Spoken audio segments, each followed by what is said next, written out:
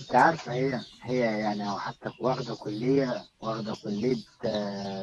دراسات إسلامية يعني، وكانت أزهرية، كانت في أزهر.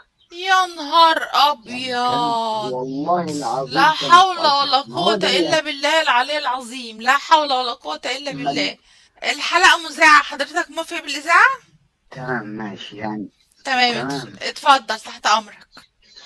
ما هي يا فندم يعني أنا ليا بتاع 6 شهور متجوز. تمام. عريس جديد يعني؟ اه تمام. تمام. والحياة عادي طبيعية وكويسة، وأنا وهي تمام، مفيش أي مشاكل يعني. الحمد لله.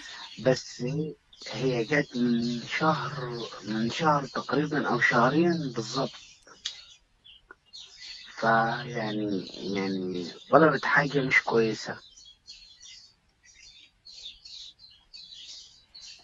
في علاقتكم الزوجية يعني؟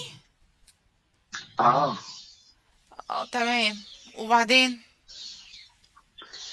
فأنا ما يعني بصراحة مرضتش، يعني أنا مرضتش بيها الحاجة دي. فحصلت مشاكل بيني وبينها كده، وأنا مرضتش أحكي لحد يعني، عشان دي ايوه، أسرار ما ينفعش أحكي لحد. انا معاك، بس هي الفكرة بقى، هي ايه اللي خلاها تطلب حاجة زي كده؟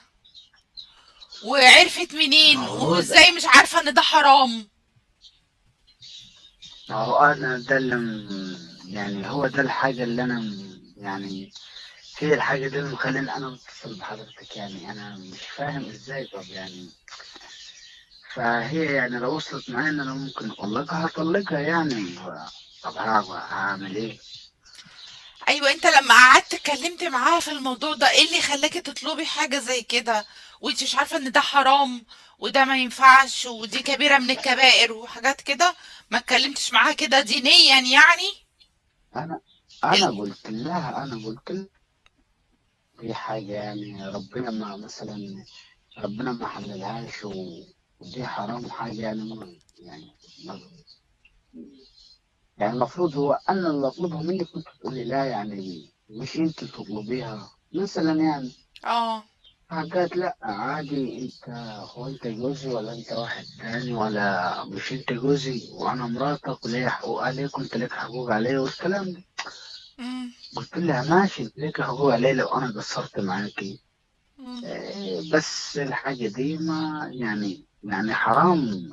انت ما قدرش، انت ما عرفش مثلا انت، فلقيت نفسي ادخل معاه في توهان وكده.